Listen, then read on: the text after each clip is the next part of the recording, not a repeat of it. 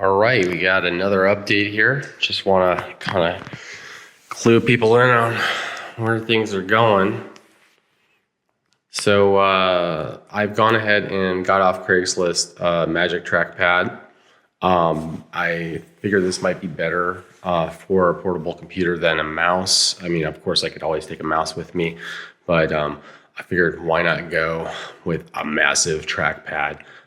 Which is kind of almost too big, but I kind of like it. So I'm going to see how this works so far.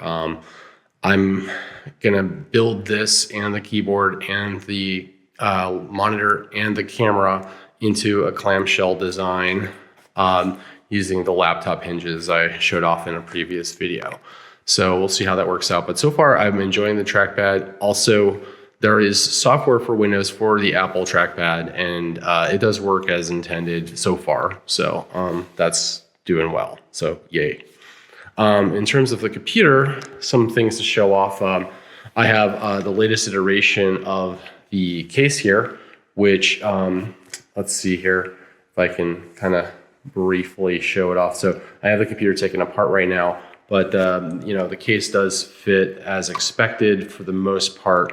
I do want to go ahead and get some additional changes in. I'm going to round the corners. I'm actually going to increase the size a little bit, etc. Now you'll notice over here that I have a place for the fan in the back. I accidentally broke that there. That's what that is. That's not a port.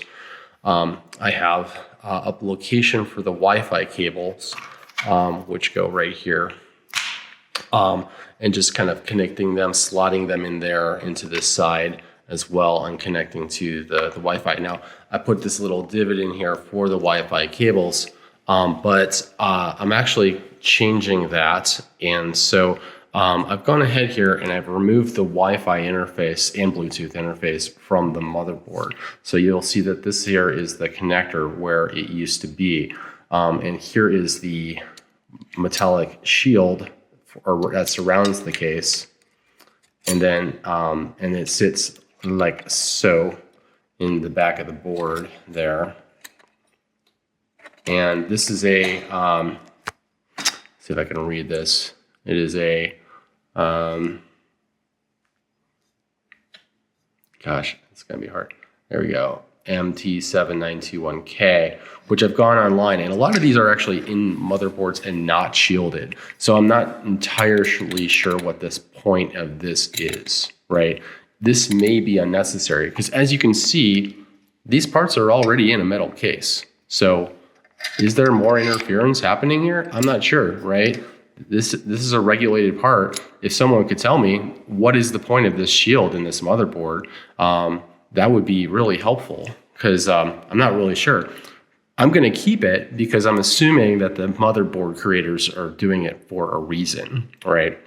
But what I'm going to do is I'm going to take these two antenna connectors here, and I'm going to route them from the very top. I'm going to make a small incision at the very top here and route these cables out of this box internally, so that the Wi-Fi will be completely internal, and I no longer need this little divot here, and those cables will not be routing inside.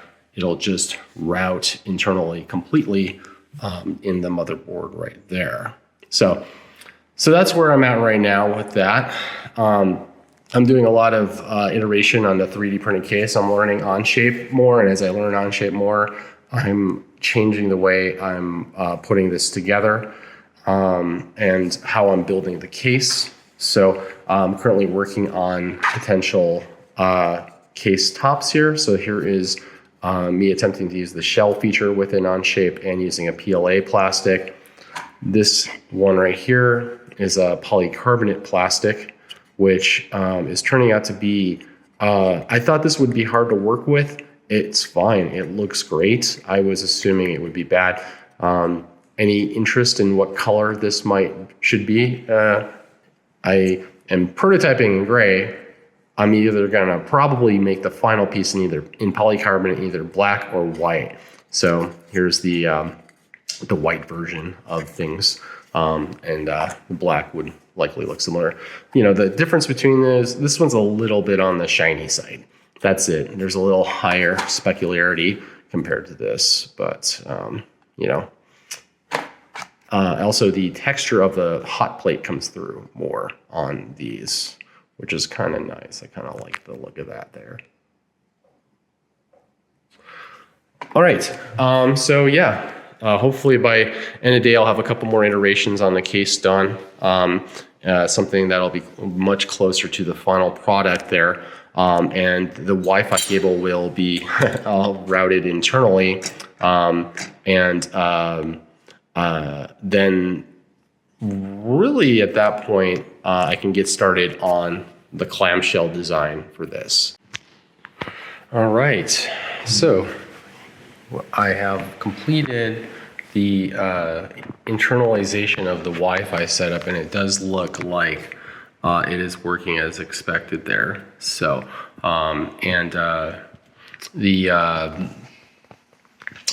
the computer here, right, had to make a couple minor modifications to the motherboard in order to do this. I used a file to create a rectangular divot within the Wi-Fi shielding here and the plastic housing that is around it.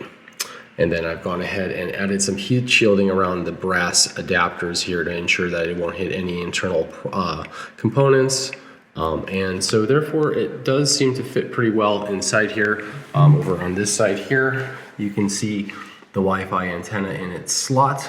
I believe that might also be a Bluetooth antenna. It's unclear to me if it's 2.4 and 5 gigahertz antennas or if it's a wireless and Bluetooth. So we'll see. But everything generally fits pretty well within the case now.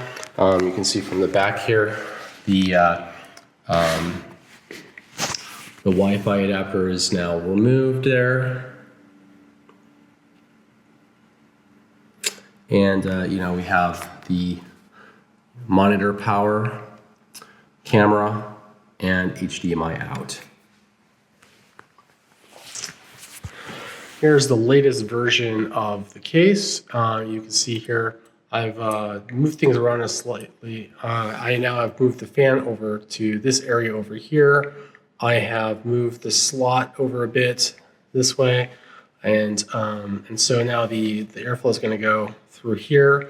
And then I've also created insets in areas for the lid. And I'll go ahead and show off the lid real fast there on top. So we have a hexagon of hexagons there displaying. And then the lid is held on with M3s put into threaded inserts. So of course, this is probably a very long print, even with my fast 3D printer. So my next step there was to take that and Boolean out a large chunk of it here. And so here I have the same parts with most of it taken off. I can check out and see how the lid fits over here. I can also just generally see if things are tall enough, etc. I can even put in the threaded inserts if I want, make sure those thresholds are correct. I can tell you already, these stubs for the screws are probably about 0.5 millimeter too short. Darn. And then also, this is obviously offset poorly by accident, and that needs to get fixed as well. I must have set my dimensions off of the wrong values there. So, and so another thing is it's a little on the thick side. I might make it a little bit thinner. So we'll see how that works out there. It should be done printing in an hour or so. And over here, let's come on into the closet. And here we can see it working away.